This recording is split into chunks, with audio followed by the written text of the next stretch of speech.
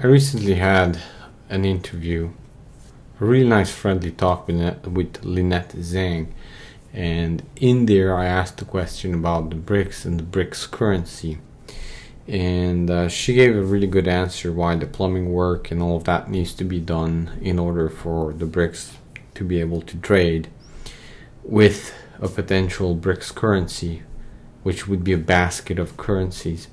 And I also listened to another YouTuber's video about how BRICS will be arrested under Gresham's law. Now that is of course a jokingly, a funny YouTube title. Gresham's law is an economic principle that when two currencies are in the same, environment and both are accepted as trade, then the worse, as in the bad currency that is losing its value, will outcompete the one that is not losing its value when it's being applied in trade. And that is because people want to hoard the good currency. So for instance, right, if you take those half Canadian dollars, right, if you go to a bank and you ask for a bunch of half dollars, you happen to find one that has some silver in it, you're most likely not going to spend that at the same rate as you would the regular currency, because that is clearly worth more. So the theory works perfectly in economies, but it has some basic rules or environments where it needs to work in. So the other YouTuber is, and I will link to his content. By the way, he does put out great content. I love to listen to him, but I respectfully disagree on many points that were made in that video. So, the joking title is BRICS will be arrested under Gresham's law. It doesn't really work like that because we are missing a few fundamentals, right? Just how Newton's law works really well in general physics, it doesn't really work when it comes to subatomic particles. The same thing with Gresham's law works perfectly when both of the currencies are accepted, right, at the same rate. So when it comes to economies between major countries, they have the power to dictate what they accept or what they don't accept. So Gresham's law does not fail, but actually ends when the so-called, and he points out this correctly, when the bad currency completely is collapsed, right? So that at that point,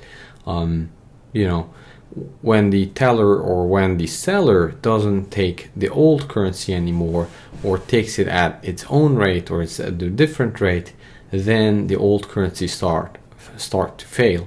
So in that case, when a country can say, hey, I'm not going to accept your payment in this currency anymore, I want you to pay in X. What happened with Saddam in Iraq and Libya and all of them people, which were ended pretty badly. So nonetheless, what I want to say is that the rules work when both currencies are accepted. However, once the currency is no longer accepted, at that point Gresham's law doesn't not work, but it actually no longer applies, right? Because it states that if the same currency is accepted, then this will happen. So when the same currency is not accepted, for instance, if the BRICS would come out with their own currency, and let's say Russia will only sell its oil in the BRICS currency, when China would say, hey, I'm only gonna sell my cheap Chinese plastic stuff in this BRICS currency, then suddenly whatever the previous reserve currency was, it's going to have a diminishing value, so nobody wants to hold on to it. Gresham law still applies in the sense they want to get rid of it, but they want to get rid of it now at a faster and faster rate, right? So that means that at that point gang theory comes into play, and it's kind of fun, but in the sense of very similar principles work on governments and big institutions, the same principles and guiding principles that work on, you know, regular humans and teenagers. But basically what gang theory says that at some point it's worthwhile for the very, you know, for those who are not doing well to join the gang. And that is exactly what is happening, because BRICS is a gang, right? So you can think about it. And more smaller countries who are not doing well, they are going to think that, hey, I might do better in the gang, and they're going to join. So gang theory is actually, you know, supersedes Gresham's law in this case. And it would be funny if it would, you know, but it's not, unfortunately, because at this point what will happen if we continue this path, right? And I'm not saying this is inevitable. However, if we do continue on this path, what will happen is that the gang is going to only take their own currency, not for everything and not immediately, my guess is, but more and more the change will be gradual, just like how, you know, our greatest allies in the Middle East are no longer trading exclusively in US dollars. Plus Saudi Arabia is also doing that. However, you know, at that point, more and more people will realize that it's not really necessary to hold the quote-unquote world reserve currency. Now, uneducated economist who's doing the video, I'm kind of, you know, doing this video to explain some of what I think are shortcomings into that video. He also explains that the thing is that in order to become a world reserve currency, you have to go into major debt in order to issue a lot of paper or a lot of currency units for the rest of the world to use it, right? And that is halfway true. So in the context that he's saying, definitely true. However, let's just think about it from a perspective where we simplify it, right? Let's just say there are 6 people on an island and 5 of them are producers, and he's completely right that the BRICS countries want to be producers. So 5 of the countries or 5 of the people are producers, one of them is chopping lumber, right? The other one's fishing and whatever. But then there's this one guy who doesn't really contribute too much. However, he writes IOUs, right? And he say, well, I owe you X amount of fish and X amount of that. And he was so trustworthy at some point that his IOUs are really good, and at least they have the paper so the fisherman can trade with the lumberjack on that island of the 7 people, and they just kept on using these IOUs. And you know, he's making the point, well, oh my god, if this one guy would stop making these IOUs, then the economy of the island would collapse. So nobody else is willing to go into that much debt in order to make out all of these IOUs. Nor the lumberjack, nor the fisherman, and you know, nor the builder, and so on and so forth. We definitely need this one guy who issues IOUs. I think that logic is somewhat flawed, right?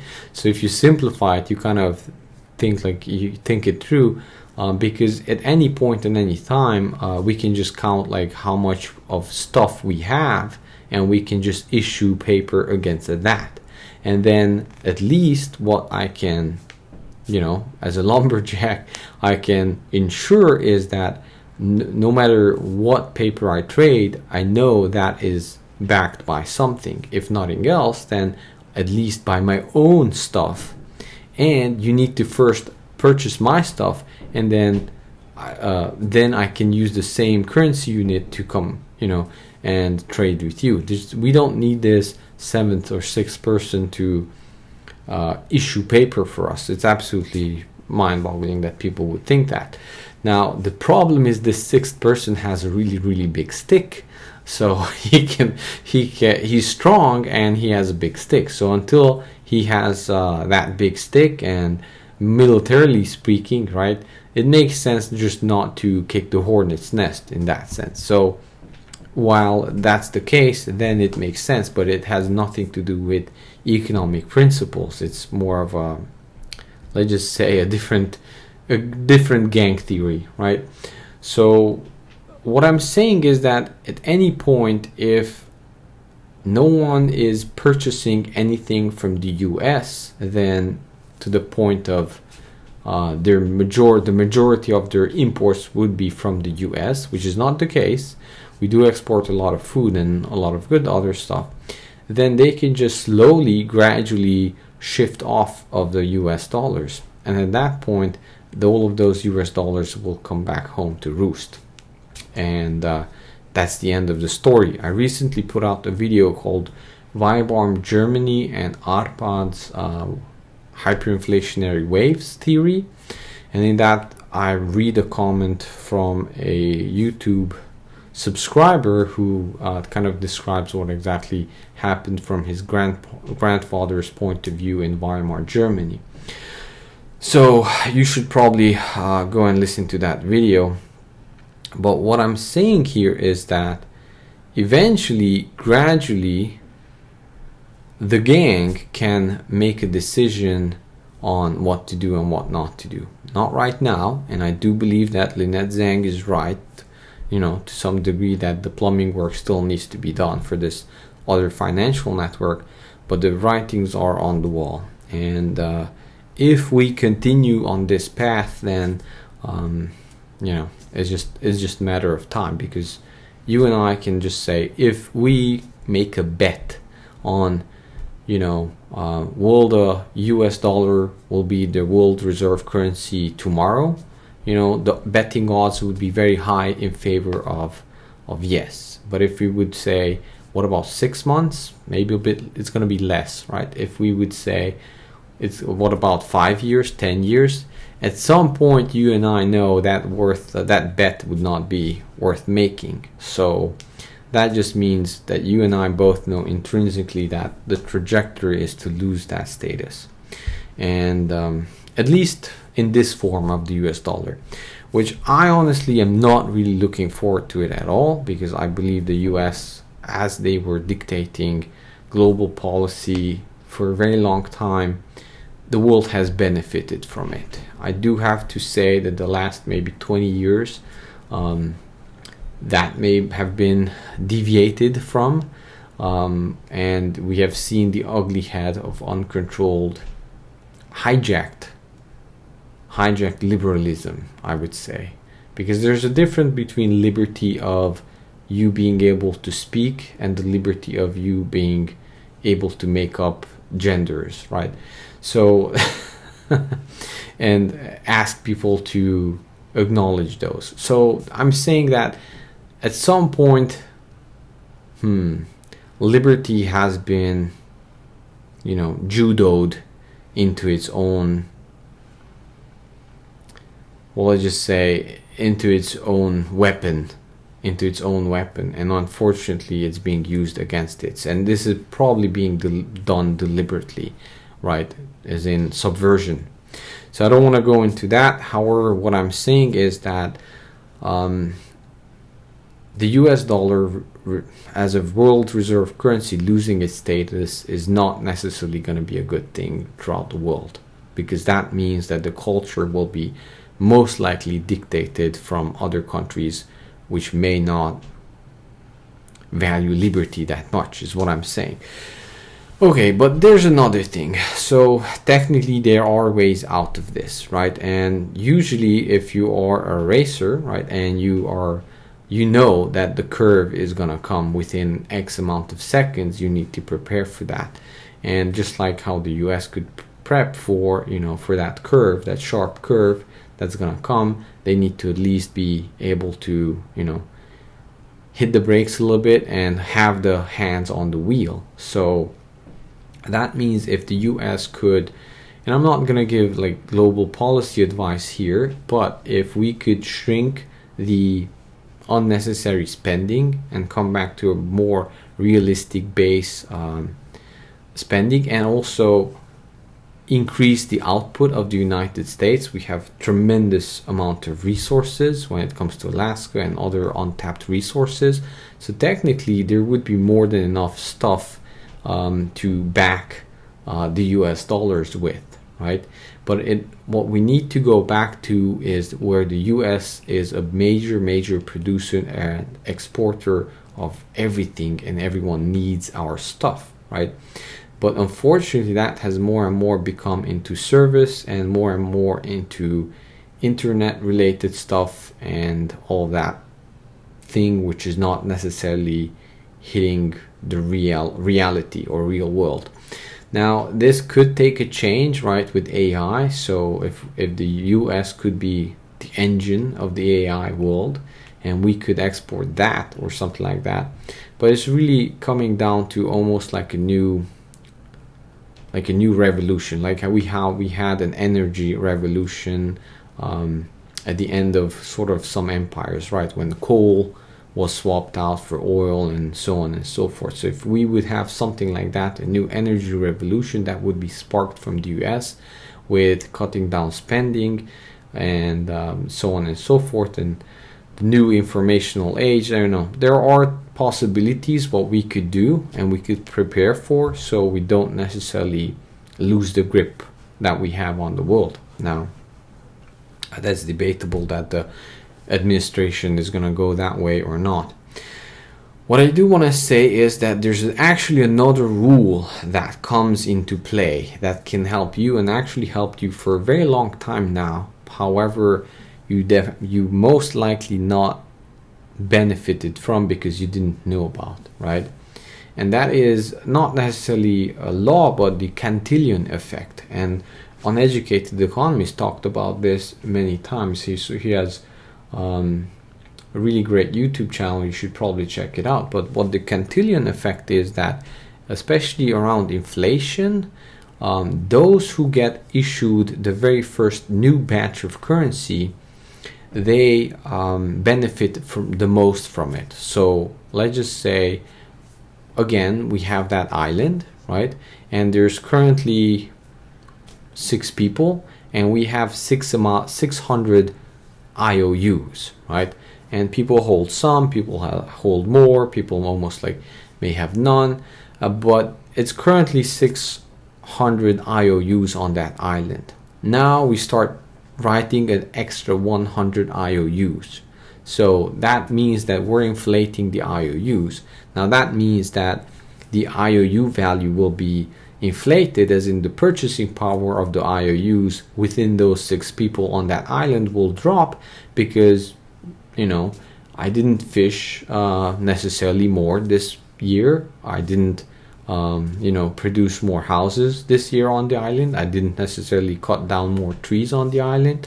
So I didn't produce necessarily more. However, now we have more IOUs chasing the same amount of goods per year. So that means the value of the IOUs will drop. However, who benefits from it?